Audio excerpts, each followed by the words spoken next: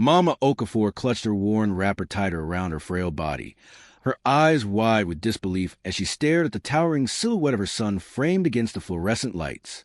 Behind her, Papa Okafor, his weathered face gray with exhaustion and illness, slumped against the hood of a gleaming Rolls-Royce worth more than their entire village. Chakuma? Mama's voice cracked, the word barely a whisper. We are your parents. Your blood. We traveled 2 days to reach you. Your father's heart. Keep your voice down. Chakuma hissed, his designer suit pristine against the oil-stained floor. His eyes, once warm with the love of a grateful son, now darted nervously toward the mansion's main house, where laughter and music from his pre-engagement party filtered to the night air. Do you want to ruin everything I built? The old woman's legs buckled. Her husband caught her, though he could barely stand himself, his hand pressed against his chest where his failing heart struggled with each beat. We raised you, Papa Okafor wheezed, his voice carrying the weight of betrayal. We sold our only land to pay your school fees. Your mother washed clothes in the stream until her hands bled. That was your choice. Chakuma snapped, pulling out a thick envelope of Naira notes and throwing it at their feet. The bills scattered across the concrete like fallen leaves. Here, take this. Go to a hotel.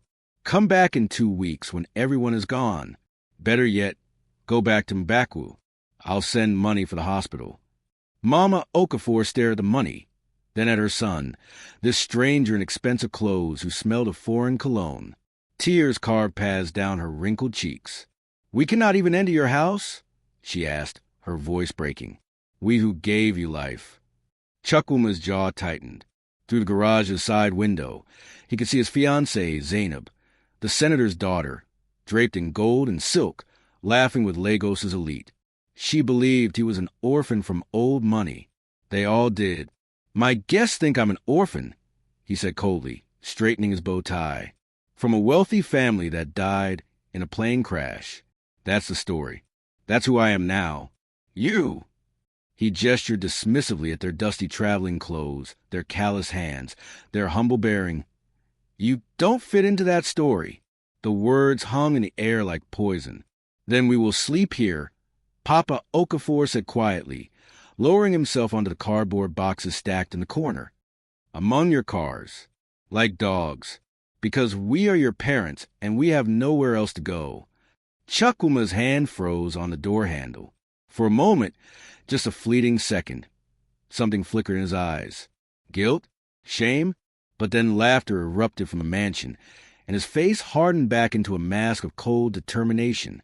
Don't let anyone see you, he warned, and slipped back into the light and warmth of his glittering world, leaving his parents in the darkness.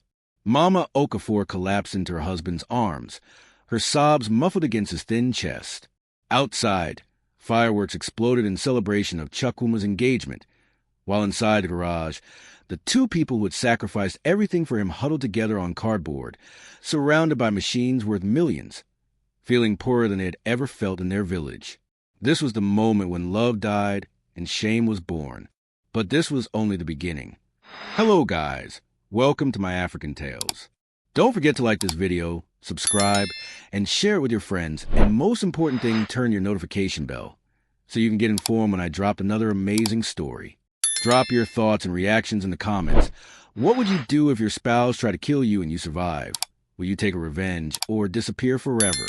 3 days earlier, the morning sun cast golden rays across the infinity pool of Chukwuma Okafor's mansion in Ikoyi, Lagos's most exclusive neighborhood. At 35 years old, he stood on his penthouse balcony overlooking the Lagos Lagoon, a crystal glass of freshly squeezed orange juice in his hand, watching as his gardener, one of 12 staff members, trimmed the imported Italian hedges. This was power. This was success.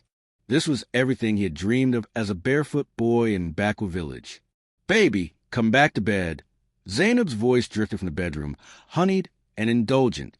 Senator Badmus's daughter was used to getting what she wanted, and right now, she wanted her fiancé's attention before her morning yoga session. Chukwuma smiled, the practice, perfect smile that had charmed investors and closed Billionaire deals. Coming, my love, he called back, his British accented English flawless. Years of speech coaching had erased every trace of his Igbo village inflection. His phone buzzed. His executive assistant tunned. "Sir, Forbes Africa wants to do a cover story. The orphan who built an empire." They loved the narrative. Chukwuma's smile widened. The orphan story. It was perfect. Tragic enough to be compelling. Vague enough to be unverifiable.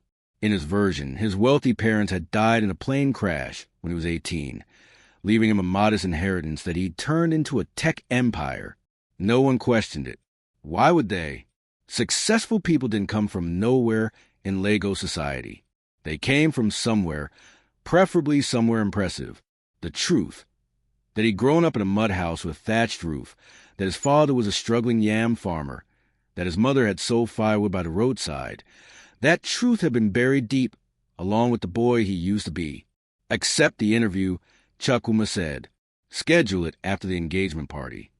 He ended the call and returned to his bedroom, where Zainab lay sprawled across Egyptian cotton sheets, her perfectly manicured nails scrolling through Instagram, posting photos of her engagement ring, a 5-carat diamond that cost more than most Nigerians earned in a lifetime.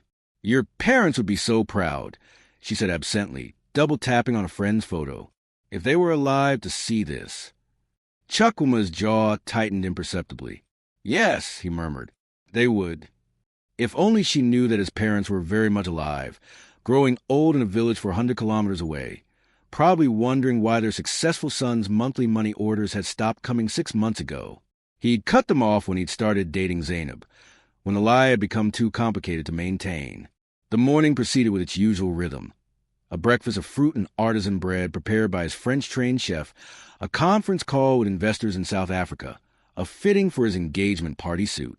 By afternoon, Chukwuma was in his study reviewing contracts when his head of security, Ibrahim, knocked on the door.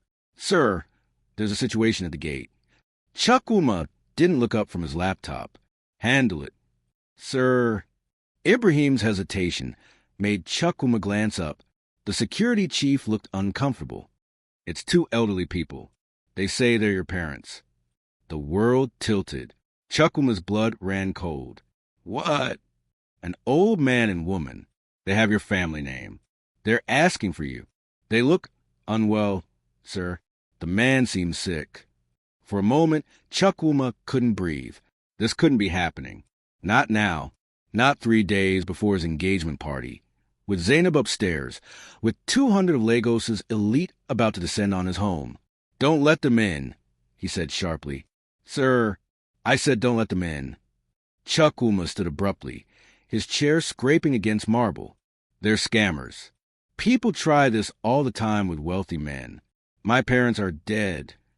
Ibrahim nodded slowly, but doubt flickered in his eyes. "They have photos, sir. Old photos. Of you as a child." Chukwuma's heart hammered. Photos. Of course they would have photos. Because they were his parents. His real, living, breathing parents whom he'd been pretending didn't exist. "Bring them through the service entrance," he finally said, his voice low. "To the garage. No one sees them. Do you understand? No one." "Yes, sir." As Ibrahim left, Chukwuma gripped the edge of his desk, his carefully constructed world trembling. He had 2 choices: acknowledge them and destroy everything, or hide them, just for a few days, just until after the party. Then he'd figure something out. 20 minutes later, he walked into the garage, a space larger than most homes, housing his collection of luxury vehicles. And there they were, Mama and Papa Okafor. His mother had aged terribly. The woman who'd once carried water pots on her head with effortless grace now looked shrunken, her wrapper faded and dusty from travel. His father, once strong from farm work, now slouched with illness, his breathing labored. "Chukwuma." His mother's face lit up with joy and relief. She rushed toward him, arms outstretched. "My son. Oh, my son." He stepped back. The joy died in her eyes. "We tried calling." His father said weakly, leaning against a Mercedes. "Your numbers, they don't work anymore. Your brother said you changed them. We had no choice but to come." My heart. "The village doctor says I need to see specialists in Lagos." "We thought." His voice cracked. "We thought you would help us." Chukwuma looked at them, these people who'd given him everything, and felt only panic. They represented everything he'd escaped: poverty, backwardness, shame. "Why didn't you tell me you were coming?" he demanded. "We did. We sent letters with travelers going to Lagos. Did you not receive them?" He'd received them. He'd thrown them away unopened. His mother reached for his hand. "We need your help, NWAM. Your father is very sick, and we wanted to see you. It's been 3 years since you came home. 3 years. I've been busy building my business," he said coldly, pulling his hand away. "You don't understand the pressure I'm under." "We understand pressure," his father said quietly. "We worked until our bodies broke to give you opportunities. We understand sacrifice." The word should have pierced him. But Chukwuma had spent years building walls around his heart, and shame was a powerful mortar. From somewhere in the mansion, he heard Zainab calling his name. Panic seized him. "Listen to me," he said urgently. "You cannot, absolutely cannot, let anyone know you're here. Do you understand?" His mother blinked, confused. "But we are your parents. I have important guests coming. Very important people. This is a crucial time for my business. I need you to stay here, just for a few days. Then we'll sort everything out. I'll get Papa to the best hospital. I promise." "You want us to hide?" his mother asked, her voice small. "In your garage?" "It's temporary," Chukwuma insisted, already moving toward the door. "There's a bathroom over there. I'll have food brought. Just stay quiet." "Chukwuma!" His father called out, stronger now, anger giving him strength. "Have you become so big that you're ashamed of the people who made you?" Chukwuma paused at the door, his hand on the handle. He didn't turn around. "I'll come back later," he said, and fled. Behind him, in the cold concrete space surrounded by millions in luxury vehicles, his parents stood in shocked silence, trying to comprehend what their son had become. And in that moment, the garage became a prison made of shame, where love and sacrifice came to die among the gleaming machines that represented everything they would never be. 27 years earlier, Mbakwa Village, Anambra State, young Chukwuma sat under the mango tree, his bare feet dusty, his stomach growling. He was 8 years old and had just watched his classmates buy meat pie and fauna from the school vendor, luxuries he could only dream about. "And WM, come and eat," Mama called from their small compound. She prepared Gary and groundnut soup again. It was all they could afford. Papa came home that evening with his hands bleeding from tilling another man's farm. He had sold their own land years ago when Chukwuma's younger sister fell sick. She died anyway, and the debt remained. "This boy is brilliant," Papa told Mama that night, not knowing Chukwuma was listening to the thin mud walls. "His teacher says he's the smartest student in the entire school. If we could just get him to secondary school, to university, he could lift us all out of this poverty." "But how?" Mama's voice cracked. "We can barely afford primary school fees. I'll work more farms. You can expand your firewood business. We'll sacrifice everything. Everything. This is our chance, and our only chance." And sacrifice they did. Mama woke at 4 a.m. every morning, walking 5 kilometers into forest to gather firewood, carrying impossibly heavy loads on her head to sell by the roadside.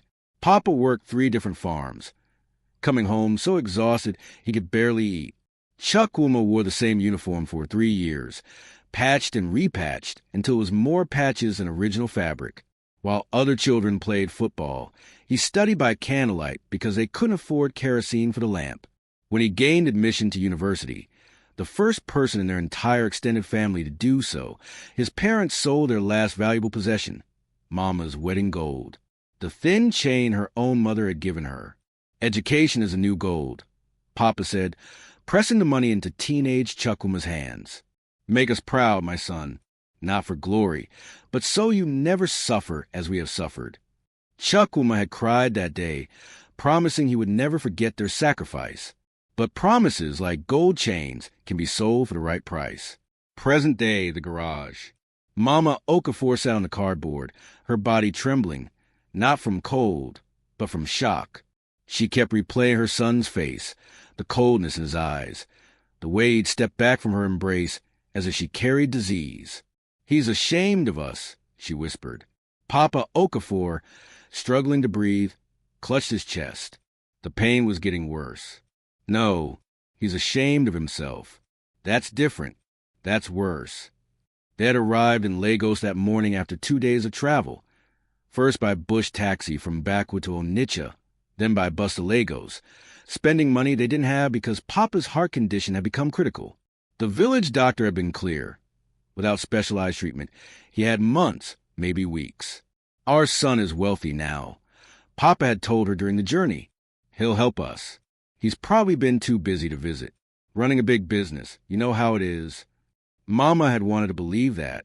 But the return letters, the disconnected phone numbers, the 3 years of silence punctuated only by impersonal money transfers that had stopped 6 months ago, her mother's heart had known something was wrong. Now, sitting in this cold garage, surrounded by cars that cost more than their entire village's annual income, she understood. Her son hadn't been too busy. He'd been erasing them. "We should leave," Papa said, but even as he spoke, another chest pain made him gasp. "You can't travel like this," Mama said firmly, though tears streamed down her face. "We'll stay. We'll remind him who he is, who we are." A young man in a staff uniform appeared at the side door, one of Chukwuma's workers. He wouldn't meet their eyes as he placed a tray of food on the ground, jollof rice, chicken, bottled water. Food that would have been a feast in their village felt like scraps thrown at dogs. "Sir says to eat," the man mumbled, "and to stay quiet. Very important guest tomorrow." He left quickly, clearly uncomfortable. Mama stared at the food, then at the Rolls Royce her husband leaned against. In its polished chrome, she could see her reflection, an old woman in a faded wrapper, small and insignificant. "Do you remember when he won that scholarship?" she asked suddenly.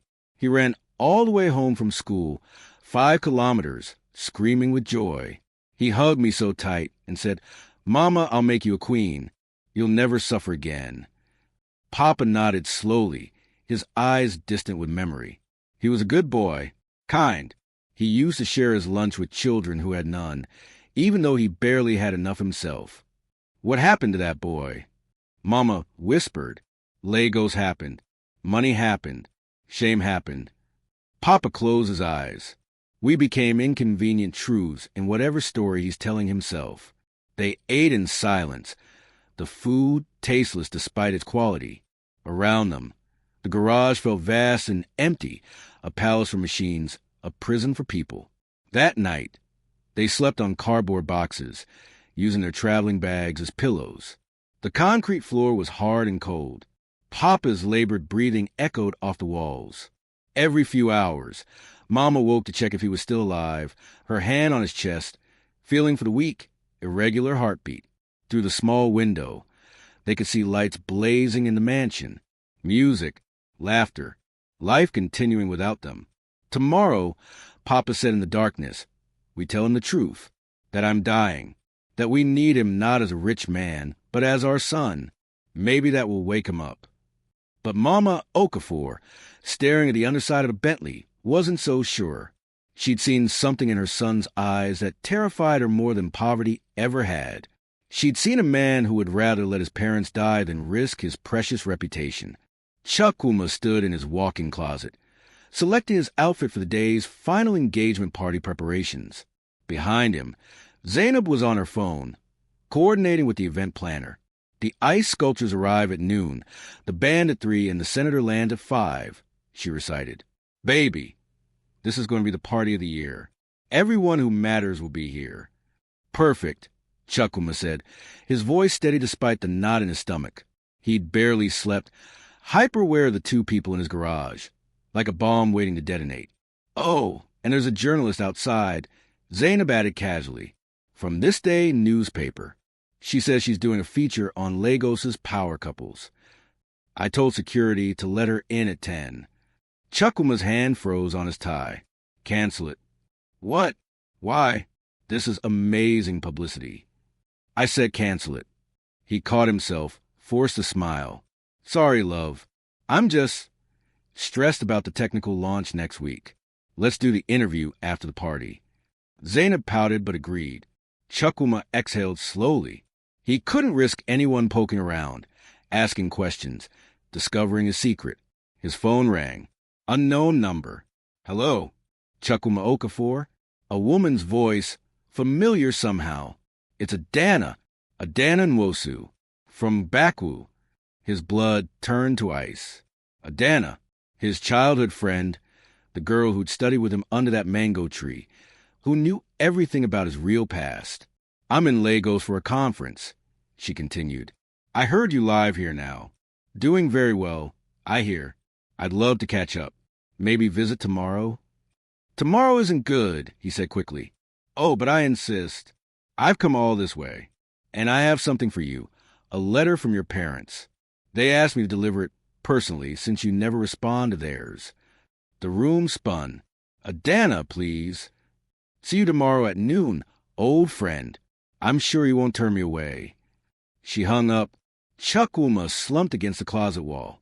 This was spiraling out of control. His parents in the garage. Adana coming tomorrow. 200 guests arriving for the party tonight. Everything okay? Zainab appeared at the door. Fine, he lied. Everything's fine. The garage that afternoon. Papa Okafor's condition had worsened. His lips had a bluish tinge, his breathing more labored. Mama had tried the side door 3 times, but it was locked from the outside now. They were prisoners. We need to get help, she said desperately. Your heart. Our son will come, Papa insisted weakly. He has to come.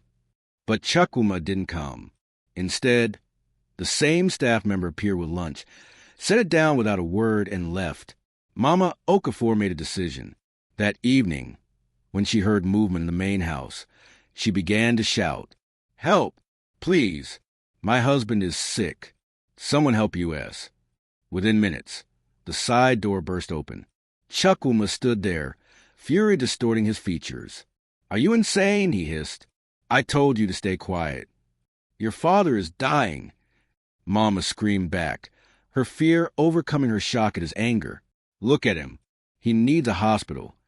Chukwuma glanced at his father, saw the gray pallor, the struggling breaths. For a moment, genuine concern flickered across his face. I'll send a doctor. Tomorrow, after my party. Tomorrow might be too late. It will have to be enough. Chukwuma snapped.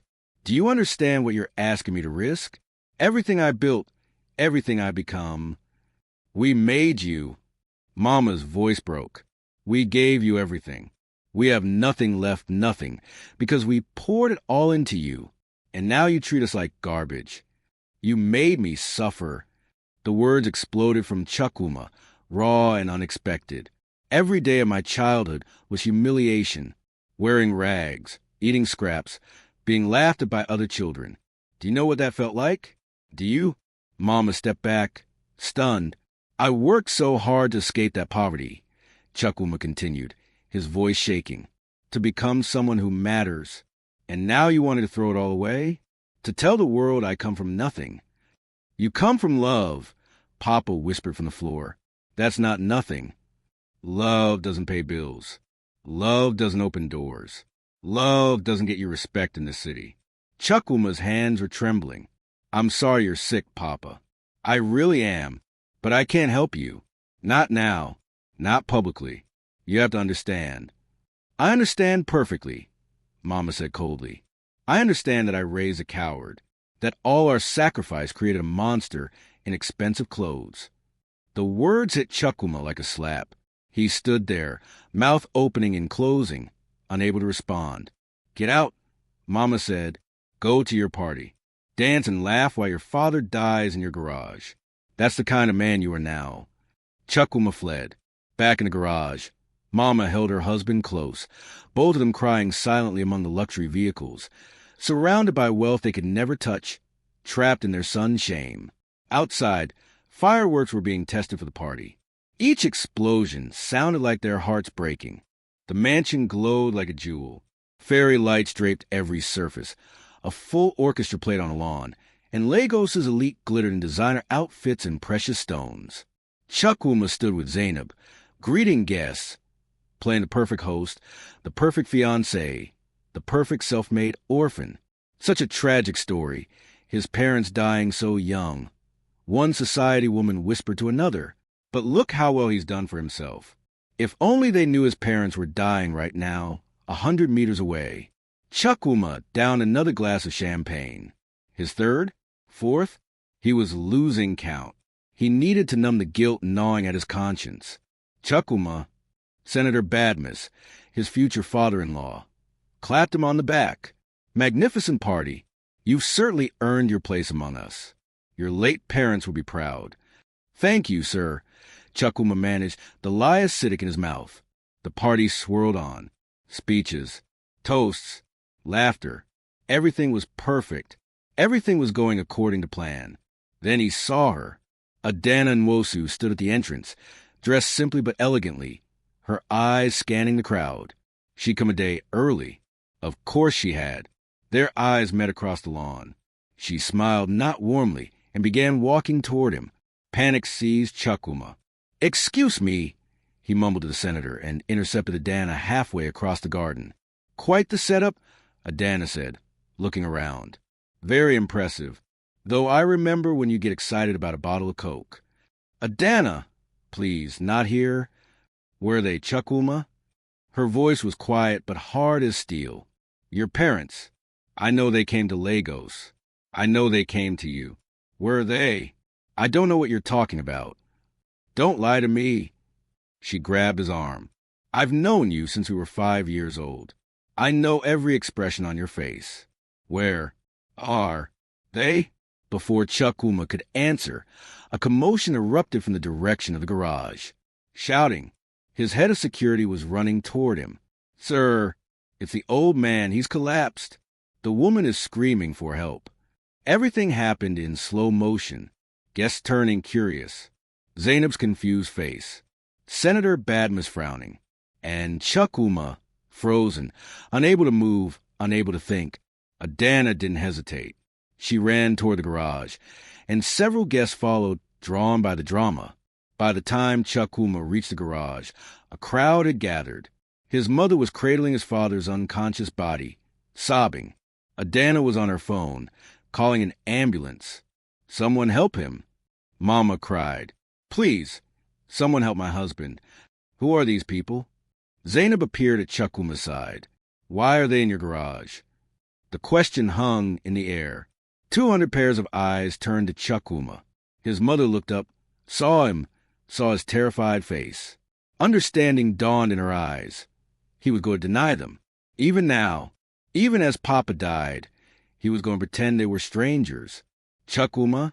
Zainab pressed. "Do you know them?" The moment stretched. This was it. The choice. Truth or lies. Family or status. The boy from Baku or the billionaire of Lagos. Chukwuma opened his mouth. "They're his parents," Adana announced loudly. "His mother and father whom he's been hiding in his garage like dirty secrets." Gasps rippled through the crowd. "That's impossible," Zainab said. "Chukwuma's parents are dead. They died in a plane crash." "There was no plane crash," Adana continued relentlessly. "His parents are poor farmers from Baku village. They sold everything, to educate him. And this is how he repays them." The silence was deafening. All eyes on Chukwuma. His mouth worked soundlessly. The carefully constructed lie, the perfect image, everything he'd built, it crumbled like sand. "You told me you were an orphan," Zainab whispered, her face pale. "You told everyone." "I can explain," Chukwuma started. "Explain what?" His mother's voice cut through the chaos like a knife. She stood slowly, leaving Papa in Adana's care. "Explain how you locked your sick father in the garage? Explain how you're ashamed of the people who gave you life? Please, son, explain. I'd love to hear it." The word son rippled through the crowd like electricity. Senator Badmus stepped forward, his face dark with anger. "Is this true, Okafor? Have you been lying to us? To my daughter?" Chukwuma looked around at the condemning faces, the disgust, the shock. Everything he'd feared was happening. Everything he'd worked to prevent. Then he looked at his mother, really looked at her worn face, her exhausted eyes, the way she stood so dignified despite her circumstances, at his father, unconscious on the ground, possibly dying, and he saw himself reflected in the chrome of his Rolls Royce, a coward in expensive clothes. "Yes," he whispered. Then louder, "Yes, they're my parents." Zainab's engagement ring hit the ground with a tiny final clink. The engagement party had imploded spectacularly. Guests fled. Zainab left with her father, screaming about lawsuits and humiliation. Within an hour, Chukwuma's orphan lie was trending on Twitter. His carefully curated life, destroyed in minutes. Now he sat in a private hospital room, watching his father hooked to machines, his mother sleeping in the chair beside the bed. The doctors had stabilized Papa, but the prognosis was grim. Advanced heart disease, requiring immediate surgery that would cost millions. Money Chukwuma had. What he lacked was so much more. Adana sat across from him, her eyes hard. "Why?" she asked simply. Chukwuma stared at his hands.